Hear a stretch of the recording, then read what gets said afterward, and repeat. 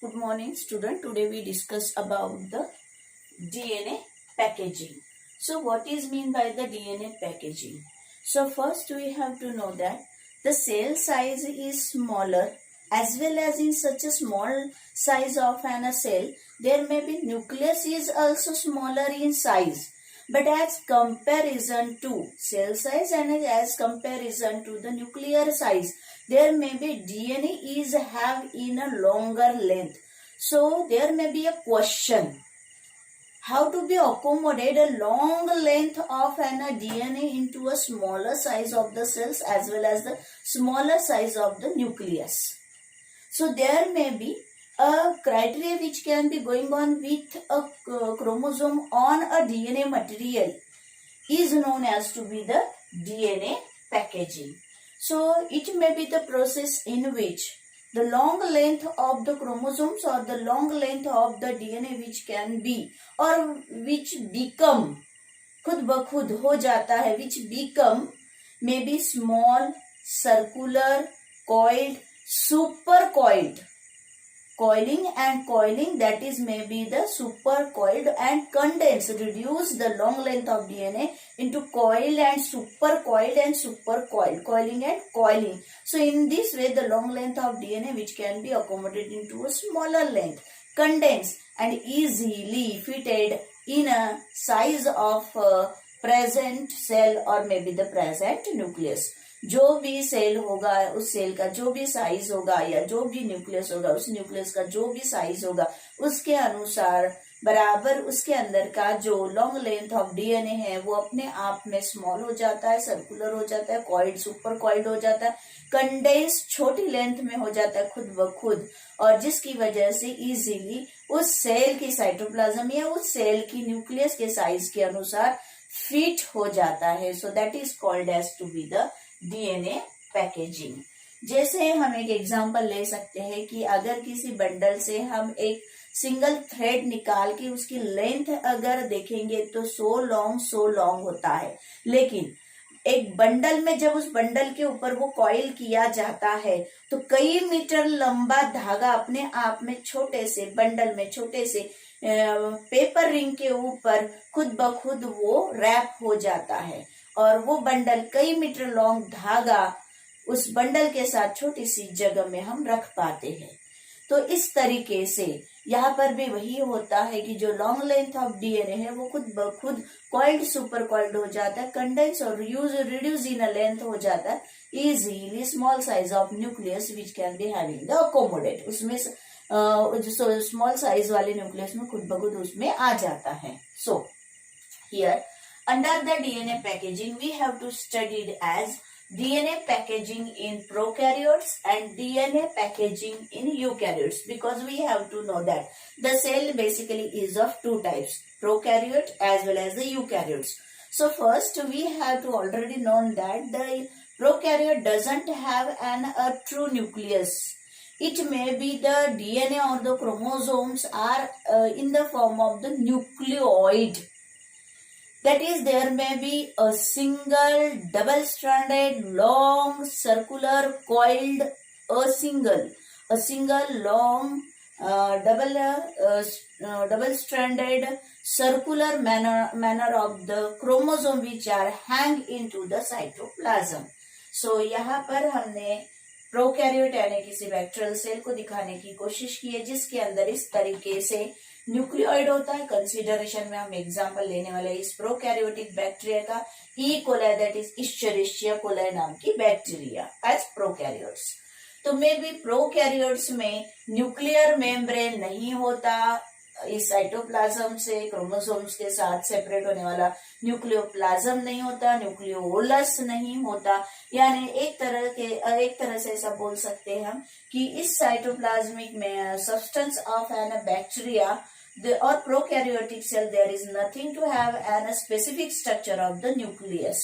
So it is not a specific structure that is true nucleus, it is in the form of the nucleoid, जो एक single circular coiled chromosome होता है. सो in prokaryotes as bacteria example हम ले रहे E coli.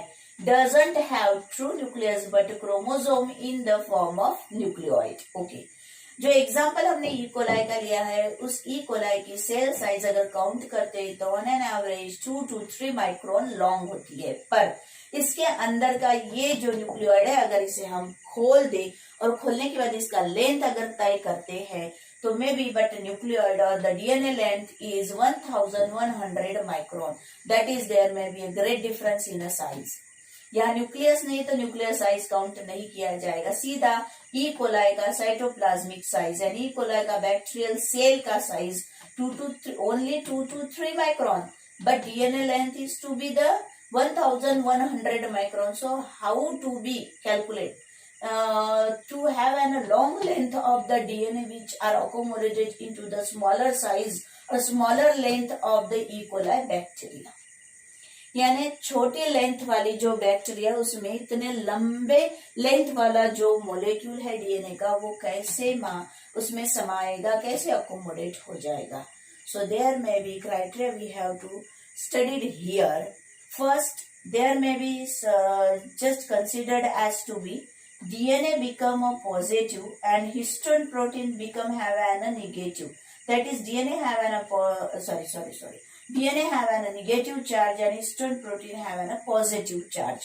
So in this way there may be a DNA which can be a DNA or the long circular chromosome which have a nuclear bases or base pairings on a string which can be stick with each other forming a condensed structure. At that time here may be also used as the sum of the proteinaceous molecules.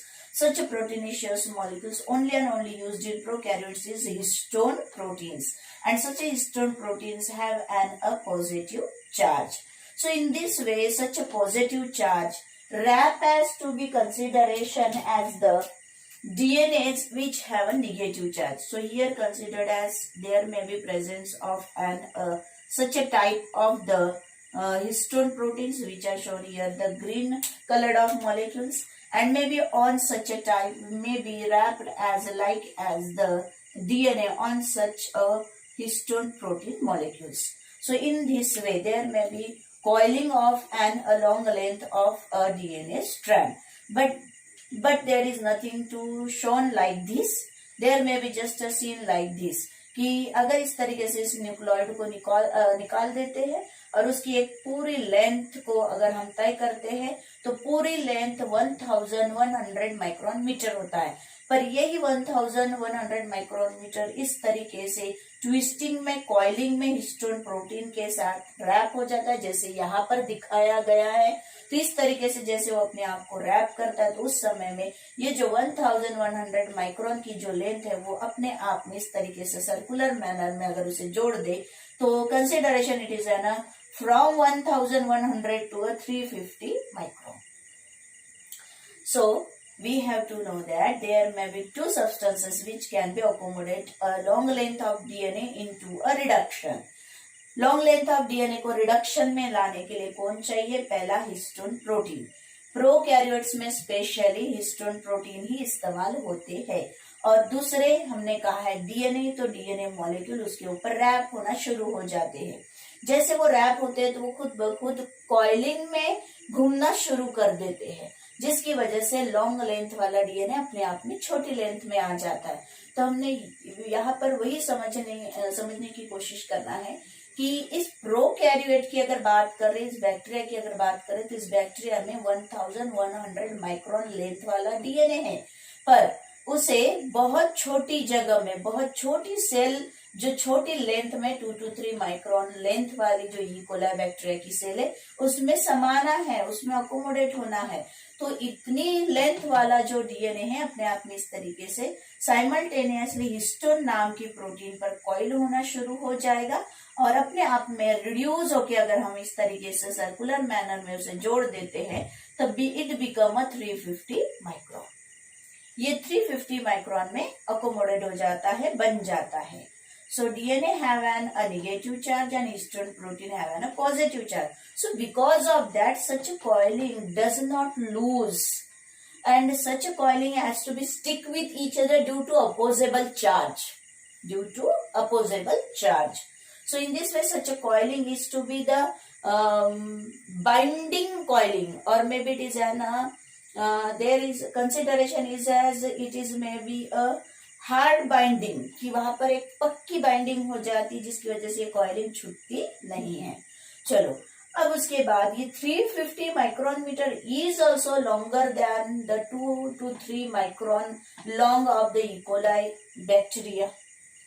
E coli bacteria 2 to 3 micron long ही है, फिर भी इस तरीके से circular manner में अगर ये जुड़ जाता है और कॉइलिंग शुरू कर देता है तो 350 माइक्रोन हो गया. अब ये अपने आप को फिर से बदलता है, फिर से इस तरीके से अपने आप में कॉइल करता हुआ ये लूप में पहले बदल जाता है इन दिस वे, और इसे डोमेन्स भी कहा गया है. किस तरीके से 1 2 3 4 5 6 7 या नंबर ऑफ, डिपेंड करता है टाइप ऑफ द डीएनए और टाइप ऑफ द सेल के ऊपर. तो इस तरीके से ये जैसे 7 डोमेन्स में यानी 7 लूप्स में बदल गया. फिर भी कंसीडरेशन में इसकी तुलना में ये 30 माइक्रोन है. अगर कंपैरिजन करते तो फिर भी इस 2 to 3 micron length of E coli bacteria की तुलना में ये काफी बड़ी लेंथ में है. फिर से वो अपने आप को कंडेंस करता है, रिड्यूस करता है, तो उस समय में ये अपने आप पर यही धागे खुद ब खुद इस तरीके से इसकी लेंथ रिडक्शन में शुरू हो जाती है और ये अपने आप में कॉइल सुपर कॉइल होना शुरू हो जाता है लाइक दिस. सो अपने आप इसकी लेंथ क्या होना शुरू हो गई है, रिड्यूस होना शुरू हो गई है. ये जो डीएनए मॉलिक्यूल है ये कंडेंस होना शुरू हो गया like this and finally become into a 2 micron. So easily accommodate into the 2 to 3 micron long of the bacterial cell as E. coli. So in this way, the long length of the DNA become into small, circular, condensed, coiled and supercoiled, easily fit into the small size of a cell in a prokaryote, because in prokaryote there is nothing to presence of a nuclear membrane or the nucleus. So such a DNA packaging in eukaryotes which can be asked for a 3 marks or sometimes 4 marks. Diagrammatic sketch is asked for only 2 marks. What is meant by DNA packaging asked for 1 mark. So next is, then we have to discuss as the second part DNA packaging in eukaryotes. So we have to know that eukaryotic cell, in this way they maybe have to says on the basis of presence of an eukaryon, that is well developed nucleus. So in a eukaryotes there may be presence of well developed nucleus, that is known as to be the true nucleus. Have number of the chromosomes, and such a number of chromosomes which are to be linked with each other into a long length of the DNA.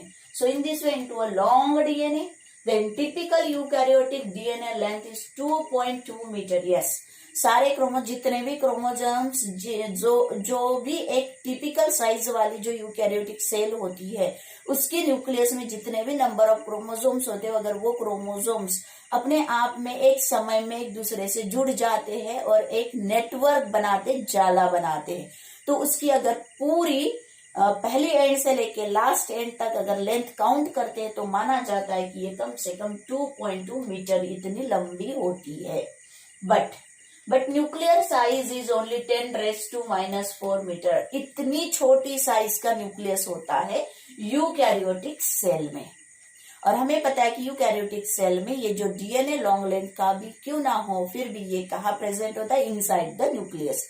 यानी फिर से यहाँ पर एक question है, how to be long length of the DNA which can be accommodate in a smaller size of an nucleus. So यहाँ पर DNA की लेंथ कितनी है, डीएनए की लेंथ यहाँ पर 2.2 मीटर है और न्यूक्लियस की लेंथ कितनी है, 10⁻⁴ मीटर है ये साइज. तो कैसे आएगा? So also there may be going on a criteria that is called the DNA packaging. What is mean by DNA packaging? So there may be design a process in which the long length of the DNA become small, circular, then undergo the condensation, coiling under as the supercoiling, and easily fit into a small size of the nucleus, that is called as to be the DNA packaging.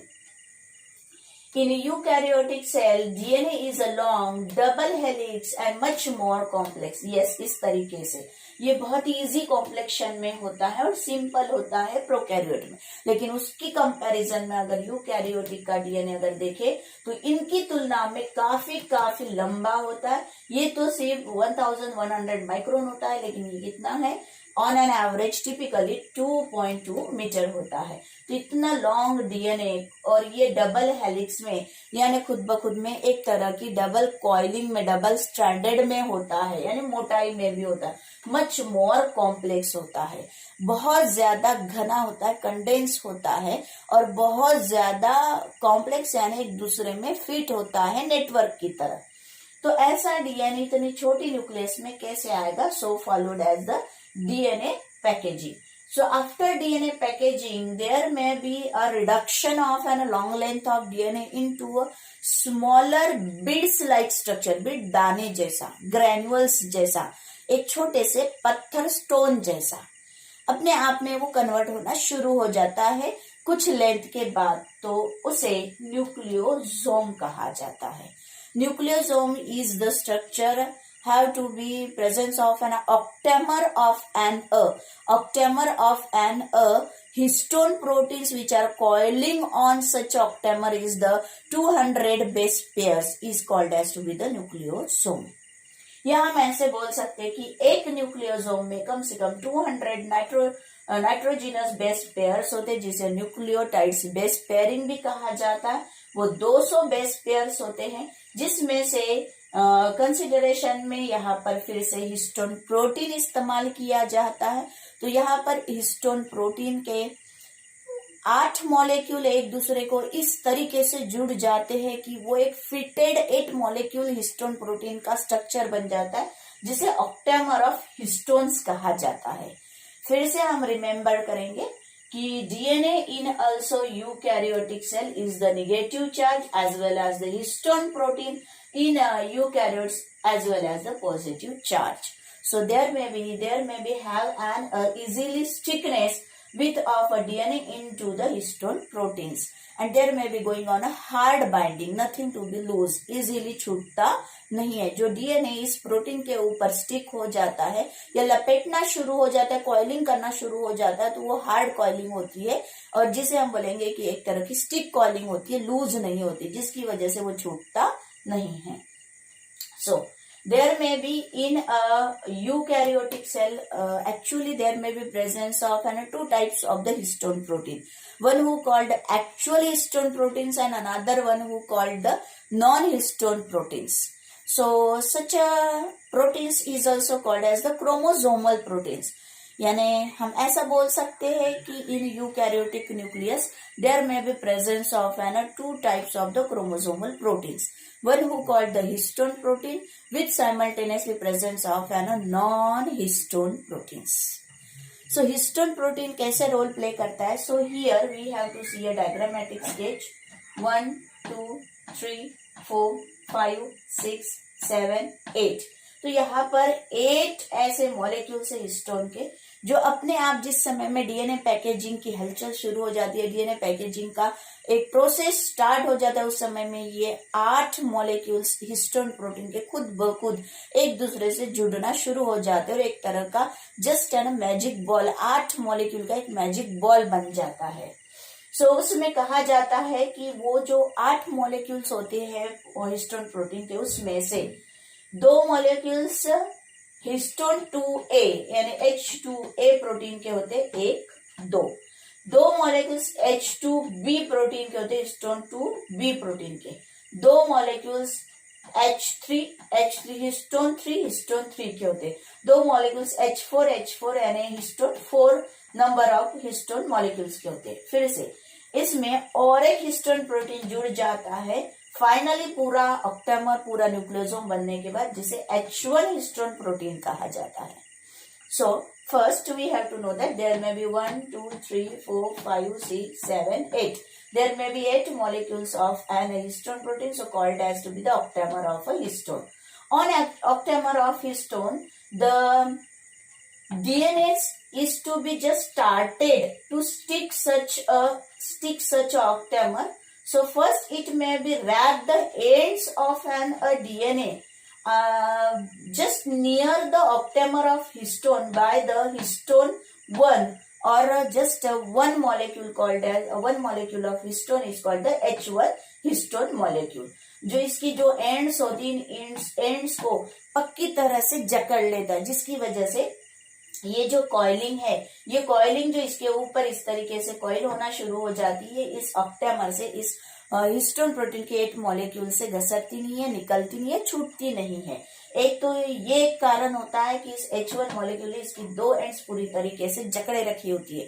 दूसरी कारण ये होती है कि ये जो DNA जो red colour में यहाँ दिखाया गया है, ये निगेटिव चार्ज का होता है और ये जो ब्लू कलर में हिस्टोन मॉलिक्यूल्स दिए गए हैं ये पॉजिटिव चार्ज के होते हैं। तो अपोजिबल चार्ज होने की वजह से वो दोनों एक दूसरे को यहाँ हार्डली बाइंड कर लेते हैं। ओके, उसमें से ये जो स्टार्ट होता है, स्टार्ट होने के बाद जिस पार्ट से ये शुरू हो जाता है, इस ऑक्टेमर ऑफ हिस्टोन प्रोटीन को कॉइल करना शुरू कर देता है लाइक दिस, इस तरीके से।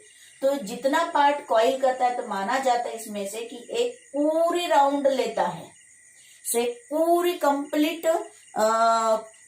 जो डीएनए की राउंड होती है वो कंप्लीट होती है, और दूसरी जो होती है वो 3/4 होती है। दूसरी जो होती है 3/4, यानी ऐसा कहा जाता है कि जितना पार्ट डीएनए का इस ऑक्टेमर को रैप करता है वो कम से कम 1/3/4 कॉइलिंग का होता है। सो इस तरीके से पूरा एक कॉइलिंग के साथ 3/4 इतना होता है।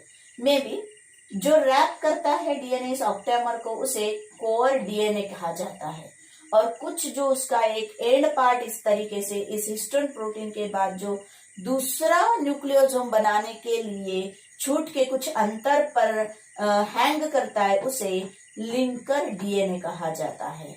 So maybe the DNA part which are to be wrapped on a octamer of histone is called core DNA, and the part of DNA which can be just a free-ended and just started for the formation of the another nucleosome, that may be called the linker DNA. Okay, ये जो core DNA plus linker DNA है ये पूरा मिलके 200 base pair का होता है, जिसमें से जितना इस ऑक्टेमर के ऊपर लपेटा गया है वो 146 बेस पेयर का होता है। यानी कोर डीएनए पर जितनी बेस पेयरिंग होती है उसकी एक नंबर ऑफ काउंटिंग इन 200 में से 146 बेस पेयरिंग की होती है, और जो एक फ्री एंड छूट जाता है जो दूसरी न्यूक्लियोसोम बनाने के लिए फ्री निकल आता है, वो जो एक लिंकर डीएनए होता है, 2 न्यूक्लियोसोम के बीच का जो फ्री एंड होता है उसे लिंकर डीएनए कहते हैं। और ये लिंकर डीएनए कम से कम ऐसा कहा जाता है on an average 54 base pair का होता है। So 146 as core DNA plus linker DNA 54 base pairing conclusively called a one nucleosome having the 200 base pairs. Okay.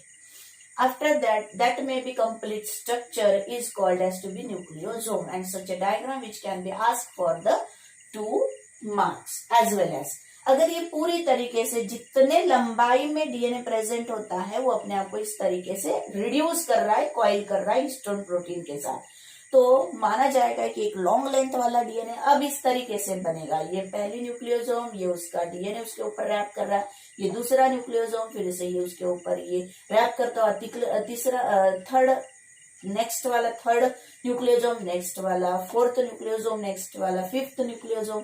इस तरीके से ये जो डीएनए है इस न्यूक्लियोसोम के ऊपर रैप करता हुआ अपने आप में इसे खोलो तो एक लंबी लेंथ बन जाएगी, पर इसमें अब काफी लंबी लेंथ वाली डीएनए खुद ब खुद इस न्यूक्लियोसोमिक स्ट्रक्चर की वजह से अपने आप में शॉर्ट हो गया है। ये खुद को कॉइल भी कर रहा है धीरे धीरे, ये पूरी तरीके से जब बन जाता है तो सर्कुलर मैनर में आ जाता है। उसके अलावा ये खुद ब खुद रिड्यूस यानी कंडेंस हो रहा है एंड इजीली अकोमोडेट और easily which are to be packed और fit into a smaller size of the nucleus.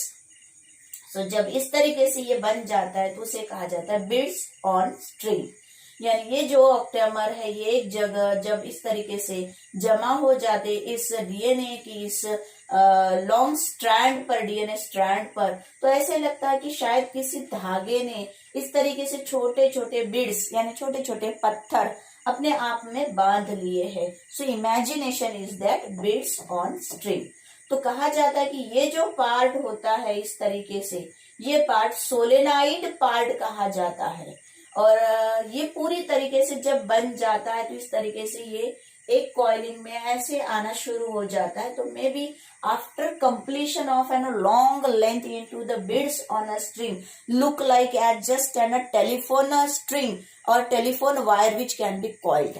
जो पुराने वाले टेलीफोन थे उसकी जो अगर हमने वायर देखी होगी तो वो हमेशा इस तरीके से कॉइल रहती थी, जो खींच लो तो लॉन्ग लेंथ में फैल जाती थी, पर छोड़ दो तो अपने आप में कॉइलिंग में आ जाती. तो इमेजिनेशन किया है कि ये पूरा जब beads on string long length वाले डीएनए के साथ बन जाता है तो धीरे धीरे ये अपने आप में इस तरीके से टेलीफोन स्ट्रिंग की तरह नजर आना शुरू हो जाता है, लाइक दिस.